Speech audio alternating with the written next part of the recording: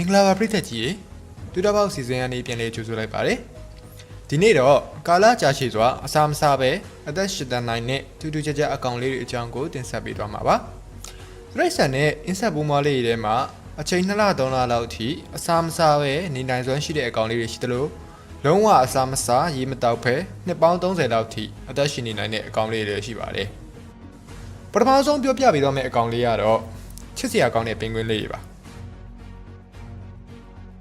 သူတို့ကရေခဲအတိဖုံးလွှမ်းနေတဲ့အနာတိကတိုက်မှာအနေများတဲ့အကောင်လေးပဲဖြစ်ပါတယ်။ပင်ဂွင်းငှက်လေးတွေကဒီမျိုးဆက်ပွားချိန်ရောက်တဲ့အခါမှာပင်ဂွင်းငှက်မတွေဥထားတဲ့ဥတွေကိုပင်ဂွင်းငှက်ဖိုတွေကထိမ့်သိမ်းဆောက်ရှောက်ပေးလေးရှိပါတယ်။အဲ့ဒါလိုထိမ့်သိမ်းဆောက်ရှောက်ပေးတဲ့အခါမှာအတိုက်နားနေလုံးဝမခွာပဲဆောက်ရှောက်လေးရှိကြပြီ။အဲ့ဒီကာလဟာအကျဉ်းအားဖြင့်အချိန်3လခန့်ကြာမြင့်ပါတယ်။တကယ်ကိုကာလကြာကြံ့ကြံ့ခံဆောက်ရှောက်ပေးနိုင်တဲ့အဖေပဲနော်။နောက်ထပ်ပြောပြပေးမှာတော့စပကြီးမွေတွေပဲဖြစ်ပါတယ်။စပကြီးမွေတွေမှာလည်းနှိကွေးတဲ့အစာချေဖြတ်မှုစနစ်ရှိနေတာကြောင့်တို့ကအစာမစားပဲအချိန်6လကြာအောင်အသက်ရှင်နေနိုင်ပါတယ်။အဲ့ဒါလိုနှိကွေးတဲ့အစာချေစနစ်က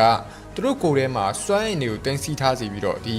စွမ်းအင်အားပဲတို့ကိုအစာမစားပဲနေနိုင်စေတာပါ။စပကြီးမွေတွေထက်အစာချေဖြတ်မှုနှိတာကတော့ကင်မီကောက်တွေပါ။ကင်မီကောက်တွေကအစာတစ်ခါစားရင်တို့ခန္ဓာကိုယ်အလေးချိန်ရဲ့3ပုံ1ပုံလောက်ထိကိုစားကြပါတယ်ဒီလိုတစ်ခါစားပြီးရတဲ့သူတို့အတွက်လုံလောက်သွားပြီလို့ပြောလို့ရပါတယ်သူတို့ရဲ့အစာချေဖြတ်မှုစနစ်ကလည်းအင်မတန်နှိကွေးတာကြောင့်တစ်ခါအစာစားပြီးရတဲ့အနည်းဆုံးအချိန်တစ်နှစ်လောက်ထိနောက်ထပ်ဘာမှထပ်မစားပဲရှင်သန်နိုင်ကြပါတယ်တစ်နှစ်အစာမစားပဲနေတာကိုကြားလှပြီးထင်နေရင်တော့မိချောင်းတွေကိုလည်းမမေ့သင့်ပါဘူးမိချောင်းတွေရဲ့နေထိုင်မှုပုံစံကလည်းအင်မတန်ထူးခြားလာပါတယ်သူတို့ရဲ့မလုံမရှားငြိမ်သက်နေတတ်တဲ့သဘာဝကြောင့်ခန္ဓာကိုယ်ရဲ့စွမ်းအင်တွေကအမြဲလိုပူရှံနေပါတယ်ဒီလိုပူရှံမှုစွမ်းအင်တွေကအစားအစာတွေရှာဖွေမတွေ့ပဲ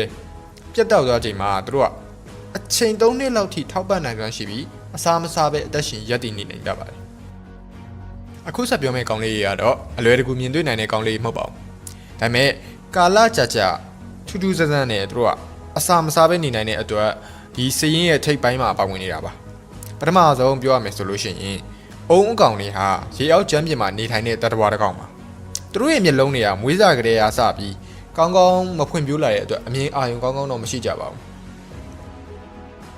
အစာအစာပြတ်တောက်သွားခြင်းအစာရည်စာရှားပါလာတဲ့အချိန်မှာသူတို့ရဲ့ဒီအစာချေစနစ်မြန်ဆန်မှုနှုန်းတွေကိုလျှော့ချလေးရှိပါတယ်ဒါအပြင်သူတို့ကခန္ဓာကိုယ်ကထွက်တဲ့တစ်ရှူးတွေကိုပြန်လည်ဆုပ်ယူနိုင်စွမ်းရှိပြီးအချိန်10နှစ်လောက်ထိအစာမစားပဲနေနိုင်တဲ့အကောင်တွေလည်းဖြစ်ပါတယ်အစာမစားပဲကာလကြာနေနိုင်တဲ့စီးရင်မှာထိတ်ဆုံးကရက်တည်နေတာကတော့ကပတိန်အမေရိကမဟုတ်ပါဘူး